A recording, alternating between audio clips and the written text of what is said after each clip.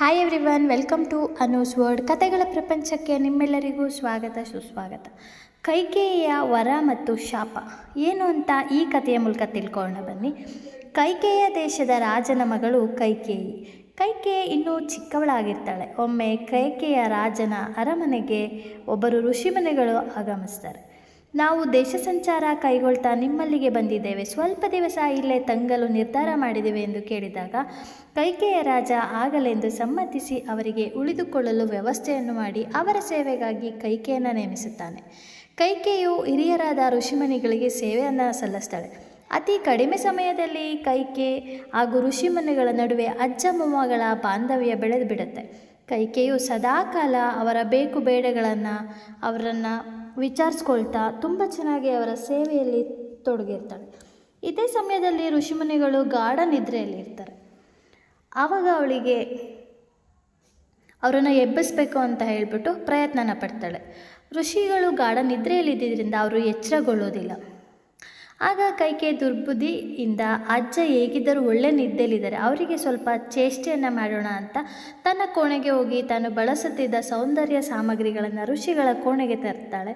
ಅವರು ಮಲಗಿದ್ದಾಗ ಋಷಿಮುನಿಗಳಿಗೆ ಅವರು ಬಳಸ್ತಿದ್ದಂತಹ ಚೂರ್ಣ ಮತ್ತು ಮುಖಕ್ಕೆ ಹಚ್ಚಿ, ಹಣೆಗೆ ಕುಂಕುಮವನ್ನು ಇಟ್ಟು, ಕಣ್ಣಿಗೆ ಕಾಡಿಗೆಯನ್ನು ಹಚ್ಚಿ, ಕೆನ್ನೆಯ ಮೇಲೆ ಒಂದು ದೃಷ್ಟಿಬೊಟ್ಟನ್ನು ಇಟ್ಟು ಅವರು ಎದ್ದ ತಕ್ಷಣ ಮುಖನ ನೋಡಿಕೊಳ್ಳಿ ಅಂತ ಅವರ ಮುಂದೆ ಒಂದು ಕನ್ನಡಿಯನ್ನು ತಂದಿರ್ತಾಳೆ. ಋಷಿಮುನಿಗಳು ಎದ್ದೇಳದನ್ನೇ ಕಾಯ್ತಾ ಕೂತಿರ್ತಾಳೆ. ಅಜ್ಜ ಎದ್ದು ಕೂಡಲೇ ತನ್ನ ಮುಖವನ್ನು ನೋಡಿಕೊಂಡು ತನಗೆ ಗುರುತು ಸಿಗದಂತಾಗಬೇಕು ಅಂತ ಕಾಯ್ತಾ ಇರ್ತಾಳೆ. ಸ್ವಲ್ಪ ಹೊತ್ತಿನ ನಂತರ ನಿದ್ದೆಯಿಂದ ಎಚ್ಚೆತ್ತ ಋಷಿಗಳು ಎದುರಿಗಿದ್ದ ಕನ್ನಡಿಯಲ್ಲಿ ತಮ್ಮ ಪ್ರತಿಬಿಂಬವನ್ನು ನೋಡಿಕೊಂಡು ಅವರಿಗೆ ಆಶ್ಚರ್ಯ ಆಗುತ್ತೆ. ಇದೇನಿದು, ನನ್ನ ಮುಖ ಹೀಗೆ ತಯಾರಾಗಿದೆ ಅಂತ ಚಿಂತಿಸ್ತಾ ಇರ್ತಾರೆ. ಅಷ್ಟರಲ್ಲಿ ಕೈಕೆ ಜೋರಾಗಿ ನಗೋದಕ್ಕೆ ಶುರು ಮಾಡ್ತಾಳೆ. ಇದರಿಂದ ಕೋಪಗೊಂಡಂತಹ ಋಷಿಗಳು ಕೈಕೆಗೆ ಶಾಪವನ್ನು ಕೊಡ್ತಾರೆ. ನನ್ನ ಮುಖಕ್ಕೆ ಹೀಗೆ ಮಸಿ ಬಳಿದ ನಿನಗೆ ಮುಂದೆ ನಿನ್ನ ಮುಖಕ್ಕೂ ಮಸಿ ಬೆಳೆಯುವಂತಾಗಲಿ ಅಂತ.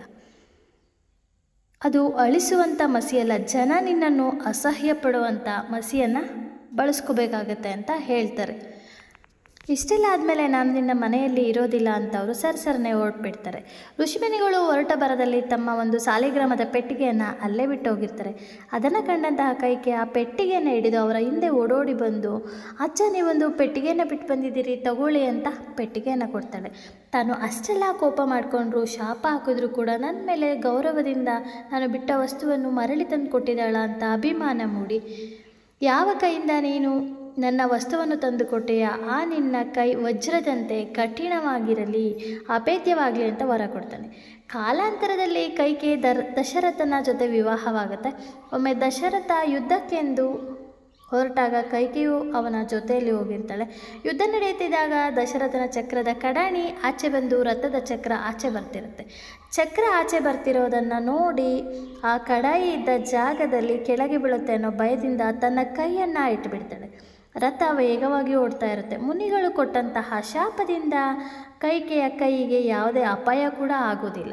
ನಂತರ ಯುದ್ಧ ಎಲ್ಲ ಮುಗಿದ ಮೇಲೆ ದಶರಥ ಅಲ್ಲಿ ಕೈ ಇಟ್ಟಿರೋದನ್ನು ನೋಡಿ ತುಂಬ ದಂಗಾಗ್ತಾನೆ. ಕೈಗೆ ಯಾಕೆ ಅಲ್ಲಿ ಕೈ ಇಟ್ಟಿದೆಯಾ ಅಂತ ಕೇಳಿದಾಗ ನಡೆದ ವಿಚಾರನ ಹೇಳ್ತಾಳೆ. ಇದರಿಂದ ಸಂತಸಗೊಂಡಂತಹ ದಶರಥ, ನಿನ್ನ ಧೈರ್ಯ ಹಾಗೂ ಸಾಹಸದಿಂದ ಇಂದು ನನ್ನ ಪ್ರಾಣ ರಕ್ಷಣೆ ಮಾಡಿದೆಯಾ, ಅದಕ್ಕಾಗಿ ನಿನಗೆ 2 ವರಗಳನ್ನು ಕೊಡ್ತೇನೆ, ನೀನು ಯಾವಾಗ ಬೇಕಾದರೂ ಈ ವರಗಳನ್ನು ಕೇಳಬಹುದು ಅಂತ ಹೇಳ್ತಾನೆ ದಶರಥ. ಇದಾಗಿತ್ತು ಇವತ್ತಿನ ಕತೆ. ದಶರಥನ ಈ 2 ವರಗಳನ್ನು ಕೈಕೆ ಯಾವ ಸಮಯದಲ್ಲಿ ಉಪಯೋಗಿಸ್ಕೊಳ್ತಾಳೆ ಅಂತ ಮುಂದಿನ ಕಥೆಯಲ್ಲಿ ನೋಡೋಣ. ಈ ಕತೆ ಹೇಗಿತ್ತು ಅಂತ ಮರಿದೇ ಕಮೆಂಟ್ ಮಾಡಿ. Thank you for watching. Take care. Bye.